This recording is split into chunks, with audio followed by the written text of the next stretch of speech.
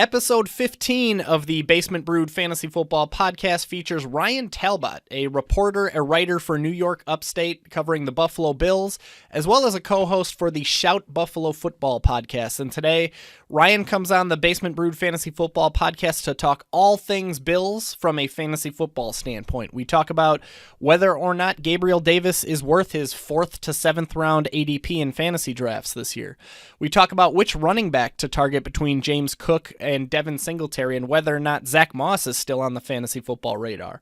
We talk about whether or not we should expect regression from Dawson Knox this season, and perhaps most importantly, we talk about one wide receiver that you absolutely need to be targeting in your fantasy football drafts, and the best part is he's basically free so far this summer. All of that and a heck of a lot more in episode 15, which starts right now.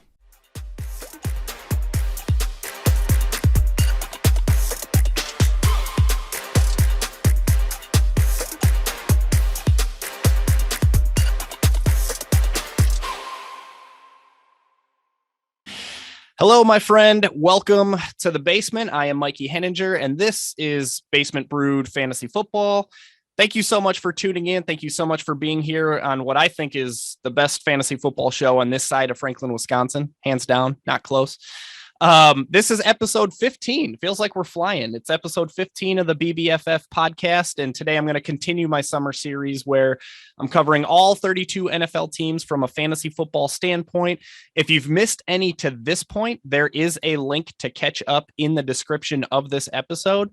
If you'll recall, back in episode 2, we did a deep dive of the Super Bowl favorite Buffalo Bills. Who better to start with than the Super Bowl favorite Buffalo Bills?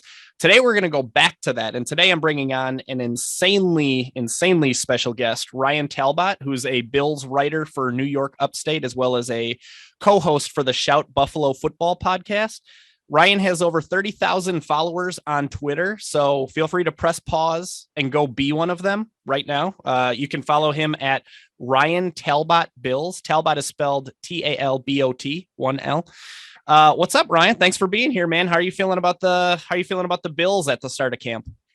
Yeah, first of all, thanks for having me on. The Sure. Bills themselves, they look the part. They certainly look like a Super Bowl contender here early on at camp. Love it, man. It's I know we were talking a little bit before the show and how you suffered through some bad years and you had to watch Tom Brady destroy the division for a couple decades, but now it's time. It's Josh Allen's time, and I think I'm excited. I'm not even a Bills fan, although I would say they're my AFC team if that's allowed, but I'm excited for the Bills, especially from a fantasy football standpoint. You mentioned before the show you play fantasy football. How many leagues are you in? How long have you been at it? Yeah, I've had to cut down, so I'm only in probably 3 or 4 leagues now. But I mean, I've gone back over a decade. First one that I was in, shout out Eric Shoemaker. He had a league called Formations Football. You'd get in person, IDP league. So I mean, the drafts were long. You were trying to figure out your best base defense, things like that. So I started with that, the pen and paper, writing down stats after every game, going to the ESPN, whatever site we used for the official stats, and figuring things out that way. And now, most of my leagues are on either ESPN or Sleeper, but I still enjoy doing it. I just had to cut back a little bit with the rigors of covering NFL team. Love it, man. You know, have a diehard fantasy football player when they say they had to cut back and they're still in 3 or 4 leagues, right? I feel like the average human being can 1 or 2 is the max. So it definitely sounds like you're a little bit of a bit of a diehard there. So we were talking a little bit before the show, Ryan, and I know you have your hands full, right? You're obviously covering the Bills. You're on the Shout podcast. Talk to us a little bit about some of the things that you're working on, what that means for talk to us about the podcast, what you're doing with as a reporter, etc. Yeah. So, every day after training camp practice, myself and my co-host, Matt Prino, get together and we produce an episode of Shout. So we've had something after every practice so far at this training camp. And it works the same way in season 2. We'll have a show post game after every Bills game. And sometimes now that they're a Super Bowl favorite, now that they're kind of a media darling, that even means starting some of these shows at 1:30 in the morning. After these primetime games, but the Bills fans are diehards. We'll get 400 or 500 of them live after a show or after a game, and when it's, again, the time when most people should be sleeping, but they love it. And then we always have a standard weekly show on Wednesdays, usually in season 2. In terms of content, we're putting out the daily observations, any kind of Bills news that we're tracking, and then obviously anything that we see on social media that we think might draw the interest of Bills fans as well. But we definitely have you covered with Bills content 24/7. Yeah, absolutely. And even if you're not a Bills fan, I would recommend checking out the show and checking out Ryan's work, especially, like we talked about, the Bills are Super Bowl favorites. They're arguably the most exciting team from a fantasy football standpoint. So you'll definitely want to stay plugged in, assuming you're going to have some Bills on your roster this year, which if you don't, that's probably a mistake considering how many points these guys are going to score.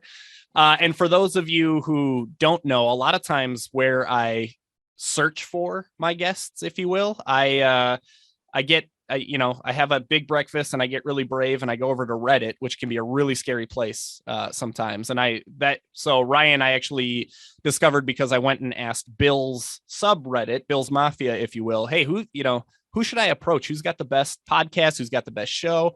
And Ryan was definitely one of the names the Shout podcast was one of the names that was mentioned early and often. So definitely be sure to check it out, even if you're not a Bills fan. So we're talking a little bit, right? The Bills, obviously, insanely, they're the most exciting team. And, there's, you could make a case for the Chiefs and the Buccaneers, but they're the most exciting team from a fantasy football standpoint for sure. And I thought it would be great, obviously, to have an expert, an insider, somebody who covers them in depth beyond what I do, right? I just cover the numbers. You're actually, we were talking before the show, you're there, you're at training camp, you're seeing it with your own eyes. Before we get into the really fun stuff, right? The Stefon Diggs, the Gabriel Davis, I wanted to talk about something that often goes overlooked, I think, for fantasy football players, which is the offensive line, right? There's a lot of us that don't really think about it. Maybe we check like PFF's rankings to see who's got a strong offensive line, but they don't get stats. So we really don't spend a lot of time and energy thinking about the O-line. Knowing what you know about the Buffalo Bills, what type of unit are you expecting from Buffalo this season?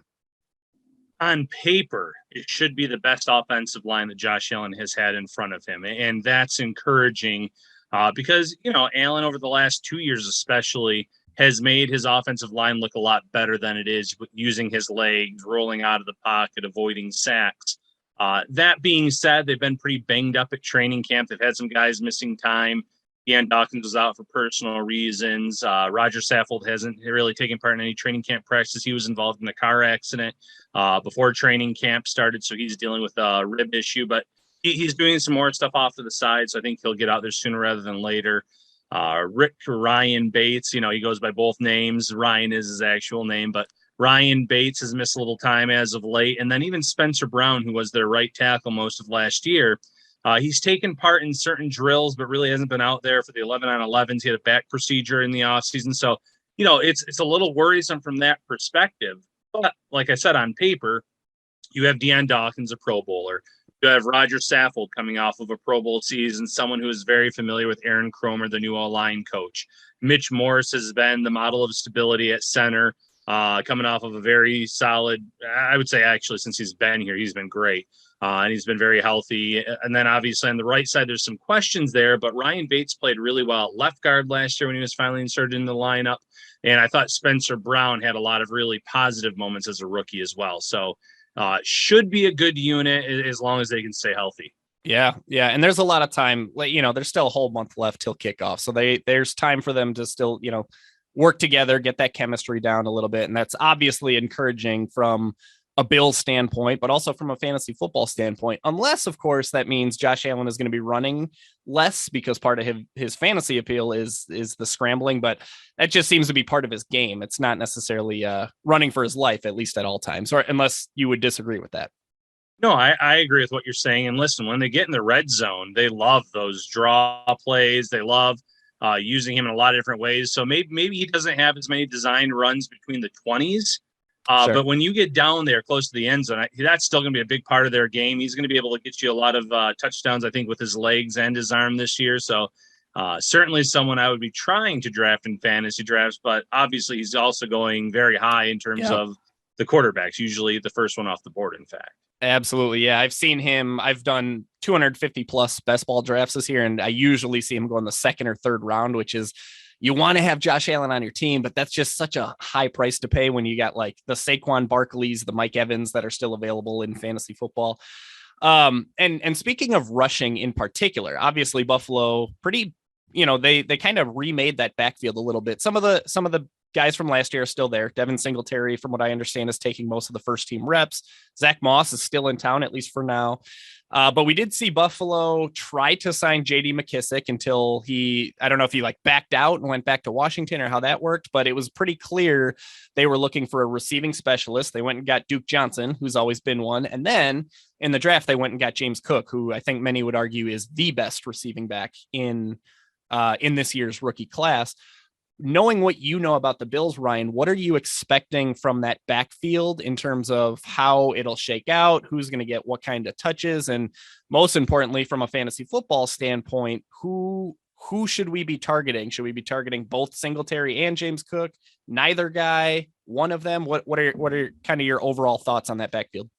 Yeah, obviously, if it's a dynasty league, I'd be all for taking James Cook. If you're talking just with this 1 year, though, I might try to avoid the running back room or get a handcuff, get them both together if possible, because I think early on in the season, it's going to be the Devin Singletary show in terms of who gets the bulk of the work. The Bills coaching staff, they really don't rush rookies onto the field unless they have to. I mean, if you're looking at the history of this regime with Brandon Beane and Sean McDermott, they had to get Trey White out there on the field quickly because they needed a cornerback.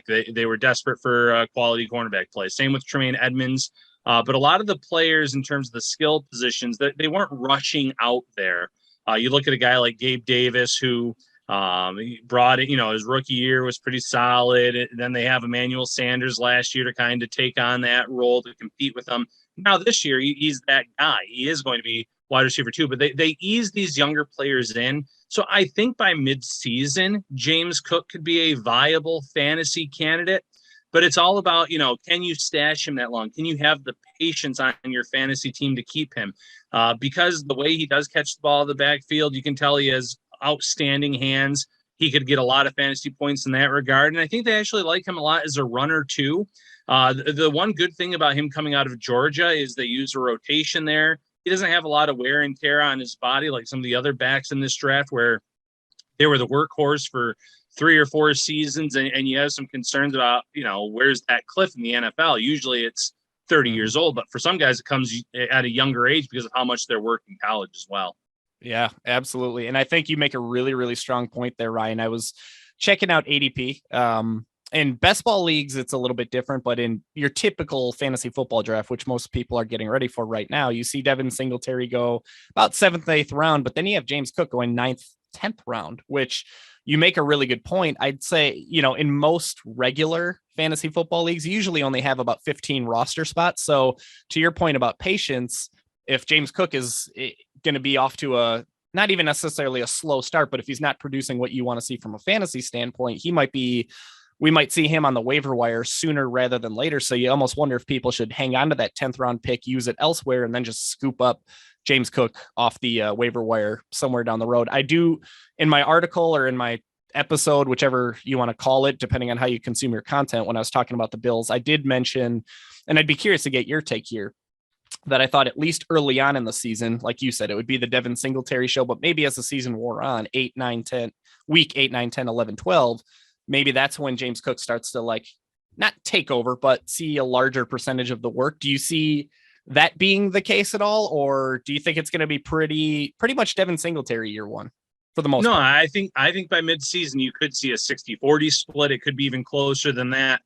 Just because then he'll be very acclimated to the system. He'll know the playbook even better. He knows the playbook now, but there was one miscue, for example, at training camp where he was running in the wrong direction out of the backfield and the play was just blown dead immediately. You're going to have little things like that occur when you're a rookie.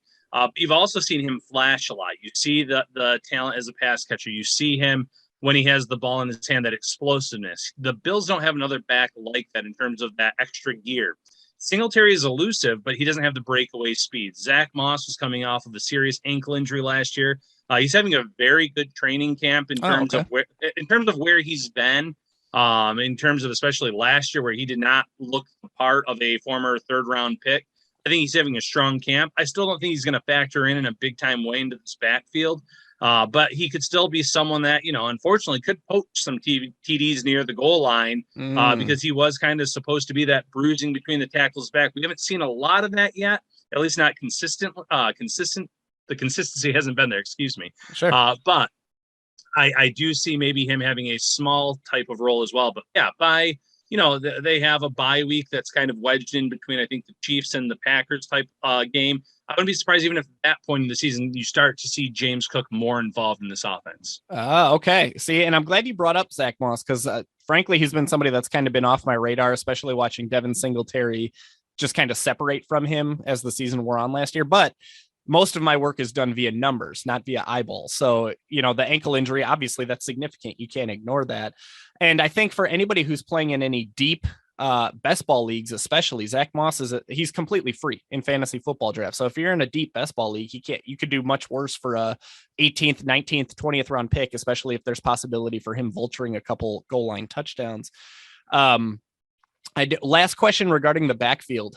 If you had to guess right now, walking into week 1, are they carrying all 4? Who's on the outside looking in? Is Duke Johnson cut? Like, how are you expecting that to look?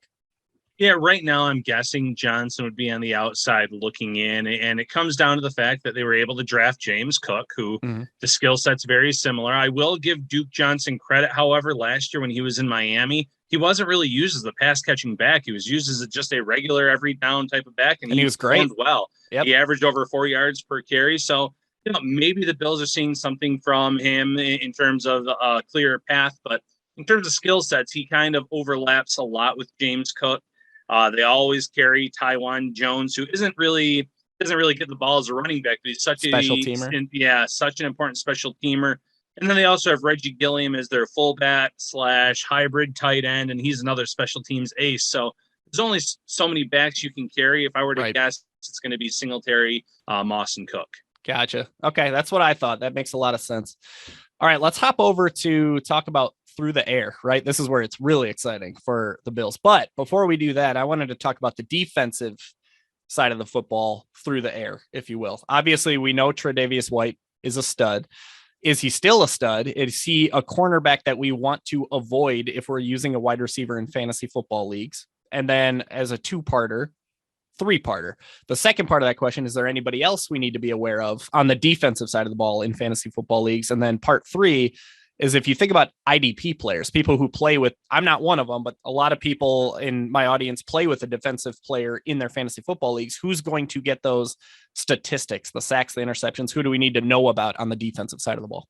Yeah. So, first with Trey White, all we've been told about him is he's on schedule with his rehab. He's doing more and more off to the side every day. You see him doing some different drills, putting weight on each of the legs, jumping up and down, running a little bit. So I don't know if he'll be ready by week 1. It's something to watch. And then there's always the questions when you're coming off of an ACL injury, are you going to be the same cornerback? Because, you got to use your legs a lot in that position. Yep. So I think sometimes it's just some players never get it all back. Some are very hesitant. They're worried about re-injuring themselves. Other players put too much stress on the other leg, and that causes a whole nother issue as well. So time will tell on Trey White. He's doing everything the right way. This training staff over the past, I guess since this regime has come into town, this has been one of the healthiest football teams. They have an outstanding facility in Buffalo to take care of their players. So if anyone is going to bounce back, it would be Trey White. In the secondary, if you're looking for interceptions, Jordan Poyer, Micah Hyde, those guys are studs. At the safety position, they're never going to really be out of position. They're always going to get those late game interceptions when teams are trying to come back into games, throwing the ball a lot because it becomes a little bit easier there. Cornerback too, that's going to be interesting. I think Kaiir Elam will be that guy for this Bills team, but Dane Jackson's having a solid camp. He's someone that stepped in last year following Trey White's injury, and opposite Levi Wallace had a really nice end of the season, at least in the regular season. kind of all caught up to the Bills on that end in that Chiefs game in the playoffs. But he's someone to keep an eye on too. IDP, tackles galore for Matt Milano, Tremaine Edmonds. If you're looking for people for sacks, obviously Von Miller first and foremost. You're right. He does not look his age whatsoever. He is explosive. The bend on him is something that you haven't seen in Buffalo. The way that he can get around players is special. I don't usually promote defensive tackles in terms of fantasy football, but Ed Oliver has been unbelievable this camp. And I think part of it was just his game going to another level last year. He was really good last year in terms of the pressures, in terms of the explosiveness off the snap, but he looks like an even better player this year. And he was someone that took on a lot of double teams last year. That's not going to be the case this year, obviously with Von Miller there, but even on the inside next to him, they brought in Daquan Jones, a true one tech that's going to eat up a lot of those blockers. They brought in Tim Settle from Washington, another really good defensive tackle. They have Jordan Phillips. So they have a lot of guys that they can rotate next to him. That's going to take a lot of that extra pressure off that he faced last year, because Star Lotulelei wasn't quite the player the Bills had hoped he would be. There was a lot of issues there. And then if you're looking for a sleeper on this defense, Greg Rousseau. Rousseau was their first round pick last year. He added a lot of muscle onto his frame. He has this ridiculous wingspan where he doesn't have the bendability, so to speak, of a Von Miller. But at the snap, I've seen him use his arms to create like that punch, that gap. And when he creates that separation with that wingspan, he's able to get around the offensive line. He's able to use his pass rush arsenal, which has improved a lot. And I'm not going to sit here and say you should also get Boogie Basham, but I've been impressed with Boogie Basham as well. So maybe someone in season kind of keep an eye on that will most likely be out there on the waiver wire. Awesome, man. Yeah, that's super. Appreciate the thoroughness and the detail of the response there. Cause I think like a lot of people like me, I'm almost like an NBA all-star game. I'm focused only on offense. I don't even think defense. So it's always good to get that insight from an insider. And I almost completely just blacked out the second I heard you say Micah Hyde, because as a Packer fan, I miss the guy so much. So appreciate all that. As far as the offensive side of the ball through the air specifically, this is where things get really interesting, right? You have Stephon Diggs, you know what you're getting there, wide receiver one type of fantasy football receiver. I think he's a dark horse to be the wide receiver one. Obviously, a lot of people like Jamar Chase, Justin Jefferson, Cooper Kupp, etc. But I think Diggs should at least be in that conversation. Where things get really interesting, in my article and in episode 2, I called Gabriel Davis the most polarizing player in fantasy football this year, because I don't think there's anybody on the planet that would argue how exciting it is of a prospect to have Gabriel Davis in the lineup full time, because we've seen what he can do on part time.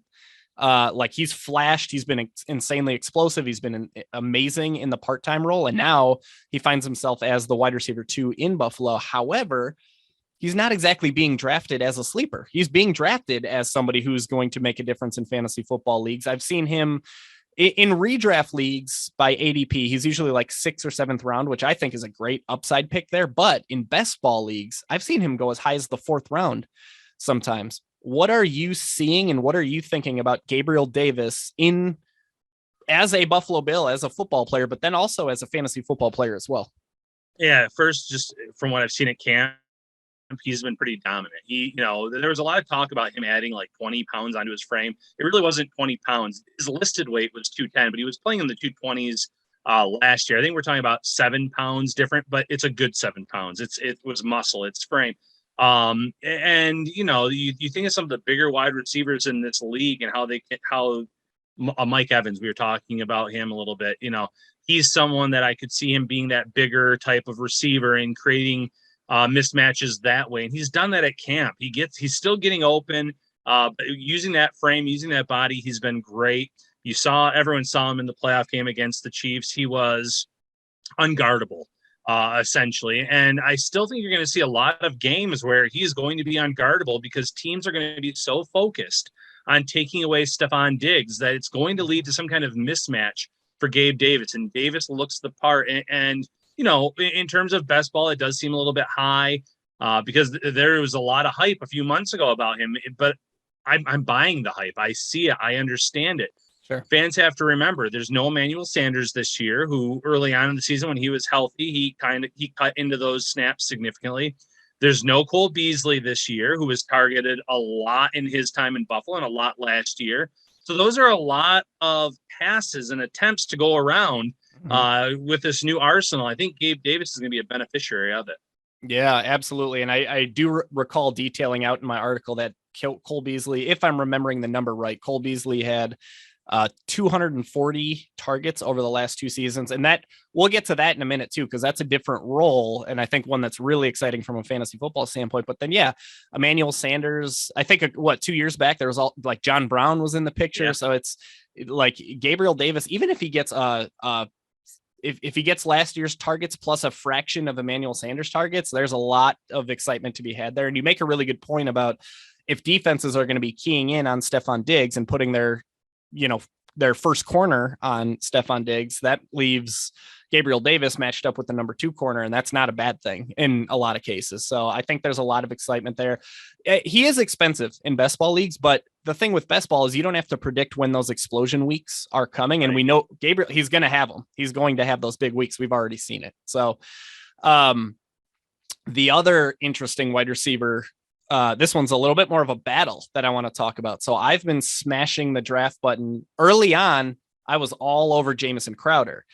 Now with Jamison Crowder missing so much at camp, I've been hearing reports that the Bills can't keep Isaiah McKenzie off the field because it sounds like he's crushing it, which I'll confirm or let you poke holes in a second here. But I've been smashing Isaiah McKenzie as frequently as I can in the later parts of drafts. What are you seeing for that slot role, which we've seen be very valuable with Cole Beasley over the last 2 seasons? And I like to think both McKenzie and Crowder are actually more talented football players than Beasley. So what are you seeing as far as that slot role goes? Are they going to cannibalize one another, or is one going to be able to separate? What are you thinking? I think Isaiah McKenzie has separated here early at camp. Now, that's not to say that Crowder can't maybe gain some ground if he can stay healthy, but we were told he was dealing with soreness. He has a history of lower body injuries that maybe haven't kept him off the field long term, but they've been things that have kept him off of games. He'll go into a game and play a little bit, then he'll be off the field for the rest of that game. It's been a little frustrating, I'm sure, over the years for Crowder himself. But Isaiah McKenzie's probably been the talk of camp in terms of what you've seen from him in the slot. His first real mistake came yesterday where it wasn't even a mistake. He just felt like he should have finished running out the play because it led to this interception and a drill. He said, I should have been there to kind of knock it out of the defensive back's hands. But he's been pretty flawless in the slot. He's been getting open. I think a lot of fans that saw that second Patriots game where he picked them apart, just getting open. You can't keep up with that speed. When he gets to full speed going across the field, it's so hard to keep up with him. And he's very savvy now. He's improved as a route runner. Obviously, there's going to be some times where you're going to have to be playing a little bit more zone, and that was Cole Beasley's specialty. How is he going to adapt to that? But yeah, I'm all for getting Isaiah McKenzie, especially because I still think you can get him later in drafts. Yep. Depending on where he's going. I think he's worth a worthwhile pick based on what we've seen so far at camp. Yeah, absolutely. In best ball leagues, we've seen him creeping up the draft boards. He was free. He was completely free up until like a month or 2 ago. In fact, when I wrote my article a month ago, I talked up Jamison Crowder. And now it's like I had to go back and write an amendment and say, wait, actually, no, it's Isaiah McKenzie. But yeah, we've seen Isaiah McKenzie go from completely free in best ball drafts up to like pick 140-ish now. Yeah. So like 12th round. And I think, if he's able to step into that role full time, he's worth even more than a 12th round pick. I'm looking at his ADP on Fantasy Pros right now, and he's still around pick 248. So maybe once that gets updated a little bit, but yeah, as much as I can, I want everybody who's listening to like target Isaiah McKenzie as like with your last pick or even sooner, just to make sure you get the guy. There's so much upside there for as late as he's going. So I appreciate you sharing that, Ryan. And absolutely. And then speaking of upside too, if you're in a dynasty league, I would also grab Khalil Shakir. He has been fantastic at camp, natural pass catcher. He has shown he knows this playbook. I don't think he's going to be, it's kind of a James Cook situation. I don't think he's going to have a big role early on in the year, but end of the year, he could have a bigger role. He can play inside and outside. It's not just slot or bust for him. And then I think by 2023, you could see a very big role for him in this offense. Yeah, totally. And, Stephon Diggs, he's not old, but he's on the back half, I would say, of his career. And then you got Isaiah McKenzie, who I think is just on a 1 or 2 year deal. Crowder's on a 1 year deal. So there could be playing time to be had for Shakir moving forward as well. All right. So last question here until Zoom literally kicks me off. I totally forgot to upgrade my Zoom plan, but I did want to ask you quick about Dawson Knox. My biggest concern with Dawson Knox this year is negative regression. So last year he exploded onto the scene as a fantasy football player, but he did that mostly on the back of touchdowns, which that's not a bad thing. We want touchdowns in fantasy football, but he tied for the most touchdowns amongst all tight ends, while finishing 20th in targets among tight ends. What are you seeing from Dawson Knox? Is there an increase in potential for targets now with Emmanuel Sanders and Cole Beasley gone? What are you thinking about him from a fantasy football standpoint? So I expect the targets, the receptions, and the yards to go up. It's hard to expect the touchdowns, though, to stay where they were at. He is a mismatch, though, against linebackers. He's faster than them. If he gets a defensive back, he's bigger than them. So you like what he brings to the table. There's still some frustrating drops that we've seen at camp, that we've seen throughout his career. But in terms of natural talent and ability, I get it. I understand it. That being said, I can probably think of 7 or 8 other tight ends that I would take in fantasy before Dawson Knox. So I feel like you might see a regression in the touchdowns, but at the same time, depending on where you get him in the draft, I still think you're going to get good value. Okay. Yeah, that's very, very good to know. And he's not particularly expensive. I think I've seen 9th, 10th, 11th round, which, we're talking back end tight end 1 anyway. So that sounds about right. Real quick, though, I did want to ask, I've always been I've been a fan favorite of OJ Howard's for a long time. I wanted the Packers to go get him. I remember reading, and I don't remember where, but I remember reading that he's looked a little bit slow-ish. Granted, he's dealt with some injuries in the past. What have you seen from OJ Howard, and is he a possible threat to Dawson Knox in any way? I don't see him as a threat to Dawson Knox. I agree he's been lacking that explosiveness a little bit. There was a play in one of the drills where Allen tossed a nice ball to him, and he just couldn't really get off the ground to go and get it. It wasn't it wasn't too far out of his range. It was something that Knox would have come down with. I even think some of these other reserves would have come down with. He just didn't have that ability to get up and go get it. Now, can you use him as a mismatch still in terms of personnel? Absolutely. And I still think he's going to be able to get open at times, but I don't see him being a viable fantasy threat. Sure. Yeah, I think that makes a lot of sense. All right, Ryan, last question. And I don't mean to put you on the spot. I totally hate making predictions because I feel like I'll jinx my team. So feel free to decline on this. But Buffalo Bills 2022, how does the season end up? It should be Super Bowl or bust? Yeah, it should be Super Bowl or bust. Anything short of the Super Bowl, I think, would be a disappointment in the eyes of the Bills fans. And I know there's only one team that walks away with a Lombardi trophy every year, but this Bills team was first in a lot of defensive statistical areas last year, and then they go out and they add Von Miller. And some of it was smoke and mirrors last year, the quarterbacks they played, things like that. But they've upgraded their defense. They look very good there. This offense is still going to be chugging along. I know they lost Brian Daboll to the Giants. But I think I've been impressed with Ken Dorsey early. There's going to be some lumps, you always go through those early on in the year. But I really think this offense is going to pick up where they left off. There's no reason to believe this isn't going to be one of the better offenses in the league. So it's all about getting hot at the right time. We saw that with the Bengals last year. We've seen it with teams. Those were one of the teams that got hot at the right time last year. It's just, the way that the season ended, they didn't have a chance to come back in that overtime game, but that's obviously changed as well. Yeah, man, I love it. And, that division's everybody in that division's looking up, but I don't think anybody comes near Buffalo. And then the AFC, man, that conference is going to be fun to watch for the next decade. Anybody who's a football fan, buckle up because the next decade is going to be amazing. So that's all we have time for today, Ryan. But I think we, like Micah Hyde, I think we covered a lot of ground today. So I appreciate you hopping on here. Everybody who's listening in, please, again, go follow Ryan on Twitter. He's at Ryan Talbot Bills. Again, 1 L in Talbot, Ryan Talbot Bills. And check out that Shout Buffalo Football podcast. Even if you're not a Bills fan, I promise you there's plenty of goods in there for you. Ryan, so awesome having you on here, man. Really appreciate you hopping on. Thank you so much. Hey, thank you for having me.